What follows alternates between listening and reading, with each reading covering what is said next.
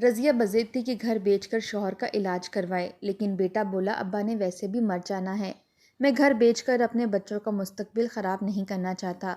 اتنا سننا تھا کہ ماں نے بیٹی کو اشارہ کیا اور وہ وڈیرے کے ڈیرے پر چلی گئی، اور باپ بیٹے کے یہ الفاظ سن کر رات کو سسک سسک کر دم توڑ گیا، اور بیٹی عزت لوٹا کر صبح ابا کے علاج کے لیے پیسے لائی تو ابا سامنے مرا پڑا تھا، تو بیٹے نے لاش سمیت ماں بہن کو اٹھا کر باہر مارا اور بولا بد چلن نے مجھے کہیں کا نہیں چھوڑا۔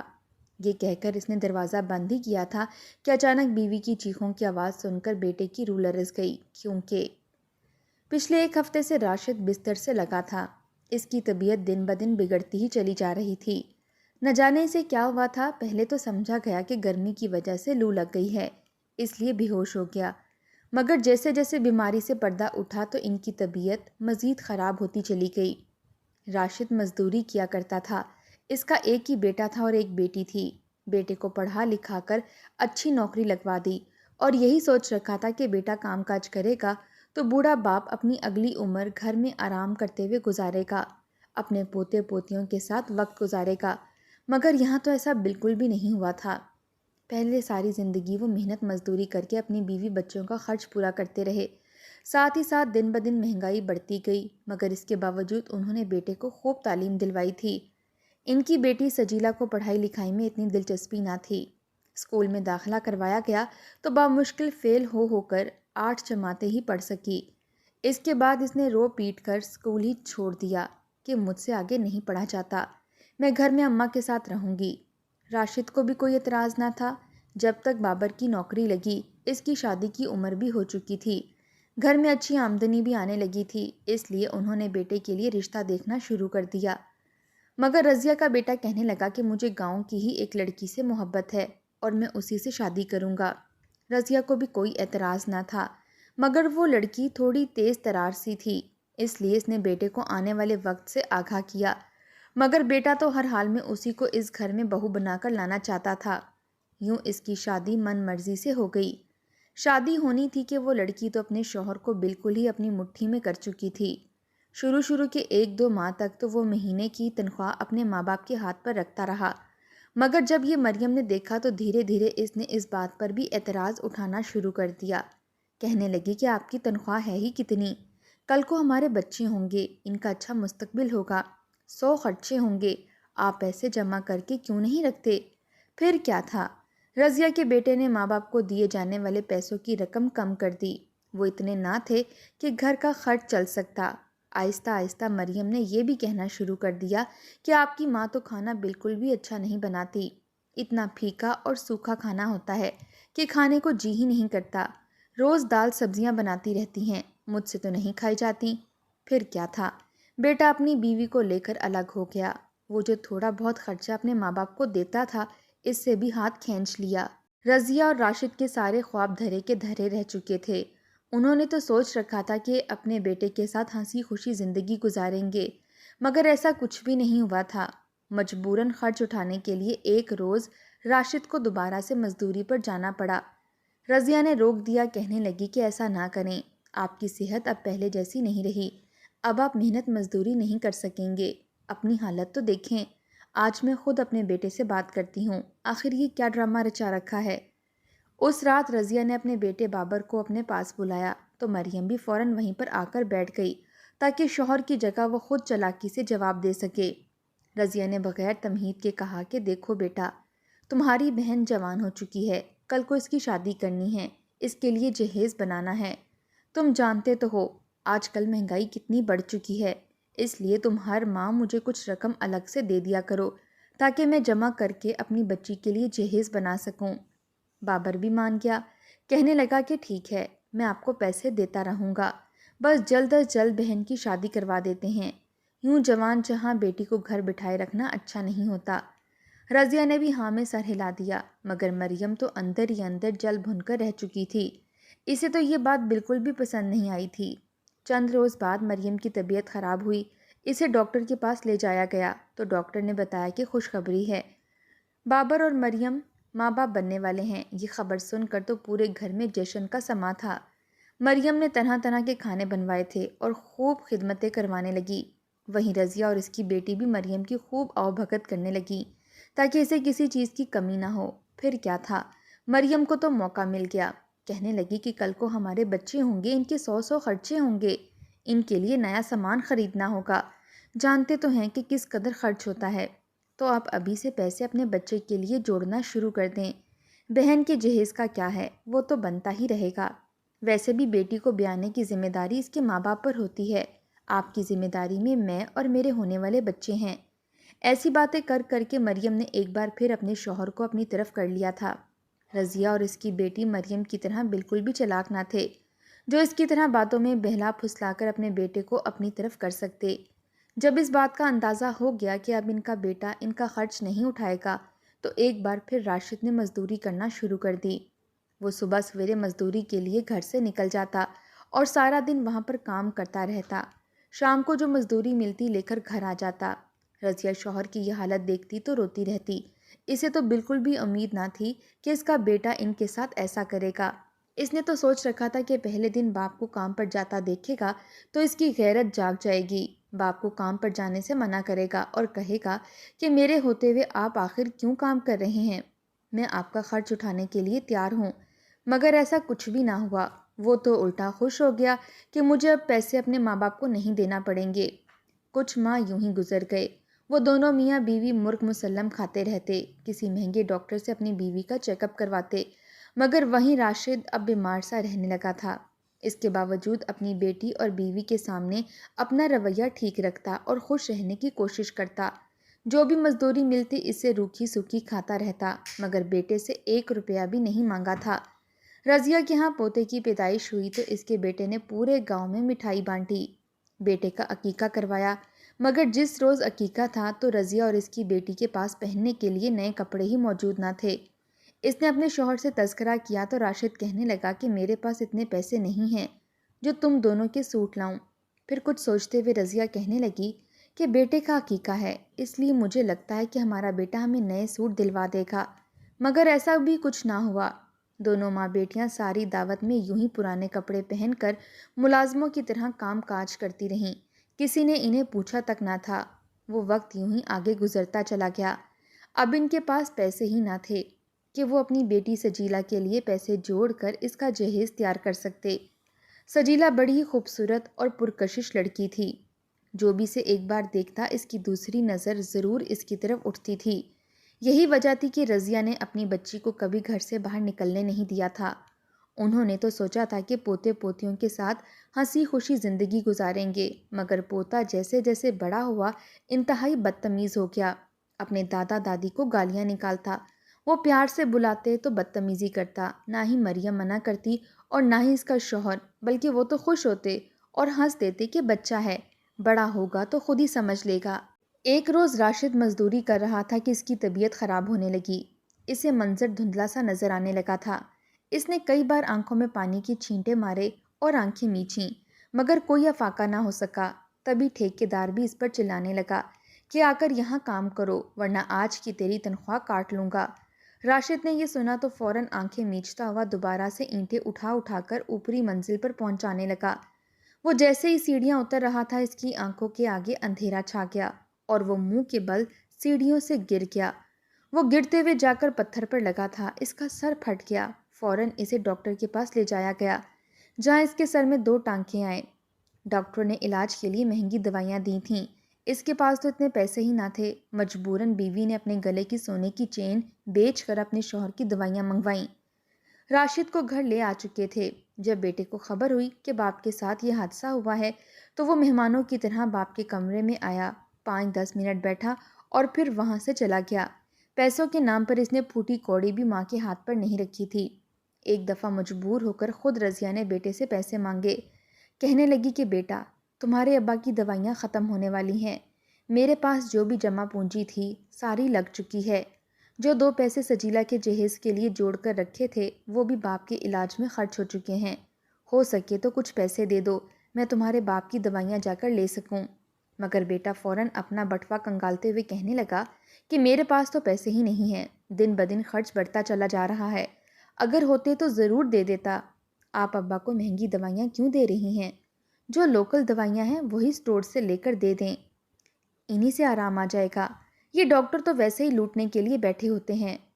رضیہ نے اتنا سنا تو خاموش ہو گئی۔ راشد کے کچھ زخم بھر چکے تھے، مگر وہ عجیب و غریب بیماری میں مبتلا ہو چکا تھا۔ خود بخود ہی اس کا جسم پھٹنے لگا تھا۔ اس کے ہاتھوں پر، پیروں پر اور ٹانگوں پر خود بخود ہی ماंس چڑنے لگ جاتا اور اس سے خون آنے لگتا۔ وہ آدھی رات کو سو رہا تھا جب اچانک اس کے ہاتھ پیروں سے ماंس چڑنے لگا تو درد کے مارے وہ چلا اٹھا، اٹھ کر بیٹھ گیا۔ سبھی نیند سے بیدار ہو کر راشد کے گرد اکٹھے ہو چکے تھے۔ کہنے لگے کہ کیا ہوا؟ کیا دیکھتے ہیں کہ راشد کے کپڑے خون سے بھرے ہوئے ہیں۔ جب راشد کی قمیض اتار کر دیکھی گئی تو ان کی جان نکل گئی، کیونکہ راشد کے جسم پر جگہ جگہ زخم ہوئے تھے اور خون بہہ رہا تھا۔ راشد کی تو حالت غیر ہونے لگی۔ ماں نے بیٹے کی طرف دیکھا اور کہنے لگی کہ فوراً اپنے ابا کو ہسپتال لے کر جاؤ۔ آخر یہ سب کیا ہو گیا ہے؟ وہ انہیں ہسپتال لے کر چلے گئے۔ وہاں پر ٹیسٹ ہوئے تو یہ بات سامنے آئی کہ راشد میں سفید خون کی بے تحاشا کمی ہو چکی ہے۔ ہمیں جلد از جلد انہیں سفید خون لگانا ہوگا۔ راشد کے بیٹے نے یہ سنا تو ماتھے پر بل پڑ گئے۔ کہنے لگا کہ ایسا کچھ نہیں ہے، کھائیں گے پئیں گے تو خود ہی ٹھیک ہو جائیں گے۔ اس نے اپنے ابا کو صرف ایک بوتل ہی سفید خون کی لگوائی تھی، جو کہ نہ ہونے کے برابر تھی، اور پھر ابا کو گھر واپس لے آئے۔ دن بدن راشد کی طبیعت مزید خراب ہوتی چلی جا رہی تھی۔ بیٹا تو ویسے ہی پرایا ہو چکا تھا، وہ درد سے تڑپتا رہتا۔ ان کے ہاں فاقوں کی نوبت آنے لگی، جبکہ بیٹے کو پرواہ ہی نہ تھی۔ مجبوراً رضیہ نے ایک فیصلہ کیا۔ اس نے جا کر گاؤں کے وڈیرے کے گھر کام کاج کرنا شروع کر دیا۔ بدلے میں جو پیسے ملتے اسے گھر کا خرچ چلاتی اور شوہر کے لیے کچھ پھل لے آتی تاکہ اس کی یہ کمی پوری ہو سکے۔ مگر اس کی طبیعت تو مزید بگڑتی ہی چلی جا رہی تھی۔ ڈاکٹر نے جو علاج بتایا تھا وہ کرانا لازم تھا، ورنہ راشد کی جان کو خطرہ تھا۔ وڈیرا بڑا ہی عیاش پسند تھا اور حسن پرست سا مرد تھا۔ اس نے کئی بار باتوں ہی باتوں میں رضیہ سے کہا بھی کہ اگر تم اپنی بیٹی کو کام کے لیے بھیج دیتی ہو تو میں تمہارے پیسے ڈبل کر دوں گا، مگر رضیہ فوراً بات کاٹ دیتی اور کوئی مثبت رد عمل ظاہر نہ کرتی۔ آج راشد کی طبیعت مزید بگڑنے لگی تھی۔ ماں اور بیٹی راشد کے سرہانے بیٹھے پھوٹ پھوٹ کر رونے لگی تھیں۔ دونوں ہی بے بس اور لاچار تھیں۔ اب سجیلا کو احساس ہو رہا تھا۔ وہ روتے ہوئے خود کو کہنے لگی کہ کاش میں پڑھ لکھ لیتی، اپنے پیروں پر کھڑی ہو لیتی تو آج میرے ماں باپ پر یہ نوبت نہ آتی۔ بھائی تو تھا ہی ایسا، شادی کے بعد بیوی اور بچوں کا ہو کر رہ گیا۔ یہ بھول ہی گیا کہ ماں باپ سے بڑھ کر اس دنیا میں کوئی نہیں ہوتا۔ سب کو مساوی حقوق دینے چاہیے، چاہے پھر وہ بیوی بچے ہوں یا ماں باپ۔ مگر آج سے کچھ سالوں بعد اس کی اولاد نے بھی اس کے ساتھ ایسا ہی کیا، تب اسے احساس ہوگا کہ اس نے اپنے ماں باپ کے ساتھ کتنا غلط کیا تھا۔ سجیلا گہری سانس خارج کر کے رہ گئی۔ اس روز جب بابر گھر آیا تو اس کے ہاتھ میں بہت سے کھلونے اور کھانے پینے کی چیزیں تھیں جو وہ اپنی بیوی بچوں کے لیے لایا تھا۔ ماں نے جب یہ دیکھا تو بیٹے سے کہنے لگی کہ بیٹا، خدا کے لیے اپنے باپ کا علاج کروا دو۔ تم تو اپنی بیوی بچوں کے ہو کے رہ چکے ہو، مگر مجھے اور میری بیٹی کو فقط تمہارے ابا کا ہی سہارا ہے۔ اگر انہیں کچھ ہو گیا تو ہمارا اس دنیا میں کوئی نہیں رہے گا۔ تم اپنے ابا کا اچھے سے علاج کروا دو۔ یہ خبر جب رضیہ کے بیٹے نے سنی تو ماتھے پر بل ڈال دیے اور کہنے لگا کہ کیا ضرورت ہے ابا پر پیسے خرچ کرنے کے؟ میں لاکھوں روپے خرچ کر دوں اور ابا ٹھیک بھی نہ ہوں، ویسے بھی ان کی عمر ہو چکی ہے، انہوں نے مر ہی جانا ہے، تو بھلا میں ایک مرے ہوئے شخص پر کیوں اپنی دولت لٹاتا پھروں؟ یہ بات جب راشد نے اپنے کانوں سے سنی تو اس کی آنکھوں سے آنسو نکلے تھے۔ اس نے ہاتھ کے اشارے سے بیوی اور بیٹی کو چپ کروا دیا۔ کہنے لگا کہ بالکل ضرورت نہیں ہے، میری جتنی زندگی ہے میں گزار لوں گا۔ ماں اور بیٹی راشد کو مرتا ہوا نہیں دیکھ سکتی تھیں، اس لیے اس روز ماں اپنی بیٹی کو الگ کمرے میں لے گئی اور نہ جانے کیا کہا کہ سجیلا ایک پل کو سرخ چہرہ لیے ماں کو دیکھنے لگی۔ اس کی آنکھیں پتھرا چکی تھیں۔ اس نے اپنے حواس بحال کیے اور پھر کہنے لگی کہ ٹھیک ہے امی، میں آپ کی بات ماننے کے لیے تیار ہوں۔ جیسے ہی راشد سو گیا اور بیٹا بھی اپنی بیوی کے ساتھ کمرے میں چلا گیا تو رضیہ نے اپنی بیٹی کو تیار کیا۔ وہ پہلی بار اس قدر تیار ہوئی تھی۔ اس نے اپنی بچی کو خوب تیار کیا جیسے آج اس کی رخصتی ہو۔ ساتھ ساتھ رضیہ رو بھی رہی تھی اور بیٹی سے معافیاں بھی مانگ رہی تھی، مگر سجیلا نے ماں کے ہاتھ پکڑ لیے اور بولی کہ کوئی بات نہیں، میں اپنے باپ کی جان بچانے کے لیے کسی بھی حد تک جا سکتی ہوں۔ ایسا کہہ کر دونوں ماں بیٹی آدھی رات کو گھر سے نکل گئیں۔ رضیہ اپنی بیٹی کو وڈیرے کی حویلی پر لے آئی۔ وڈیرے نے جب رضیہ کے ساتھ اس کی بیٹی کو دیکھا تو اس کی آنکھوں میں چمک دوڑ گئی۔ کہنے لگا کہ وہ اتنی جلدی مان جائے گی، مجھے تو خبر ہی نہ تھی۔ وہ اپنی مونچھوں کو تاؤ دے رہا تھا جبکہ سجیلا سہم کر اپنی ماں کے پیچھے چھپ گئی۔ رضیہ کہنے لگی کہ میں مجبور ہوں، بے بس ہوں، اس لیے اس حالت میں آپ کے سامنے چلی آئی۔ بس بدلے میں مجھے اتنی رقم دے دیجیے گا کہ میں اپنے شوہر کا علاج اچھے سے کروا سکوں۔ وڈیرے کا فلک شگاف کہکا گونجا تھا۔ کہنے لگا کہ تم فکر ہی مت کرو، میں تمہارے شوہر کا علاج مہنگے ہسپتال سے کرواؤں گا، وہ بھی بالکل مفت۔ رضیہ اور سجیلا تو یہ سن کر خوش ہو چکی تھیں۔ ان کی آنکھوں میں آنسو تھے کہ ان کا راشد ٹھیک ہو جائے گا۔ رضیہ بیٹی کو چھوڑ کر واپس آ گئی۔ گھر آئی تو راشد یوں ہی لیٹا تھا جیسے وہ چھوڑ کر گئی تھی۔ اس نے گہری سانس خارج کی کہ چلو اچھا ہے، کئی راتوں کے بعد اس کا شوہر سکون سے سویا ہے۔ وہ بھی کمرے میں جا کر لیٹ گئی، مگر نیند آنکھوں سے کوسوں دور تھی۔ بار بار ذہن سجیلا کی طرف جا رہا تھا، مگر ایسا کرنا بھی ضروری تھا، آخر کو شوہر کو بچانا بھی تو تھا۔ اگلی صبح ہوئی تو رضیہ نے ناشتہ بنایا۔ ابھی تک راشد نہیں اٹھا تھا۔